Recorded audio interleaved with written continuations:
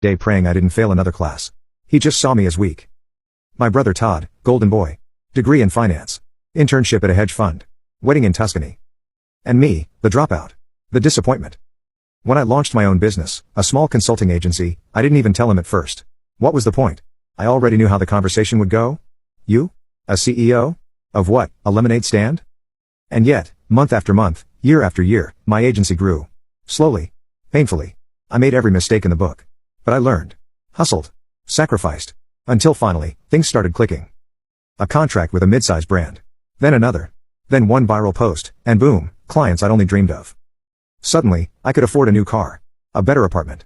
A vacation. And that's when they started noticing me again.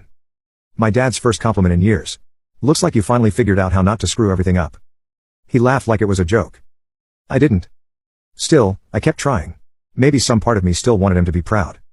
I paid off their mortgage last year, quietly. Just wired the money and told Mom to check the balance. She cried. He said, that's the least you could do, after all we've put into you. Put into me, you mean? The years of sarcasm, emotional neglect, and being the family's punchline? Let me tell you something about growing up in our house. My dad didn't hit. He humiliated. He tore you down with a smile. Made every achievement feel like a fluke. You got lucky, he'd say. Don't get cocky. And my Uncle Tom, the one who whispered that insult at dinner? He was always worse. The man hasn't held a job longer than a year in his life. Spent more time drunk in our garage than I spent in high school. But because he was Dad's brother, he was always invited. Always respected. You know what my father used to call me when I started freelancing? Laptop Larry. It was funny to everyone at Sunday BBQs. Oh look, there's Larry with his screen again. Let us real men talk about real jobs. I remember one night I brought over a bottle of decent whiskey, a small celebration after I landed a 5-figure deal. Uncle Tom snorted. Spinning like a baller now, huh? You sure you didn't scam someone? My dad just laughed and added, he probably made a slideshow about feelings and charged $10,000 for it. They never asked what I actually did.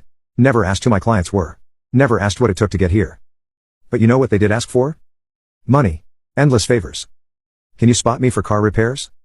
Your cousin needs help with tuition. We are short on the house taxes, just this once. Always wrapped in guilt. Always with the same line, family helps family. Except when I needed help, they weren't there. When I had to pawn my guitar to make rent, no one returned my texts. When I skipped meals to pay off my student loans, they called me dramatic. When I broke down crying in the garage one Christmas, thinking maybe I was a failure, my dad walked in, saw me, and said, man up. No one likes a sob story.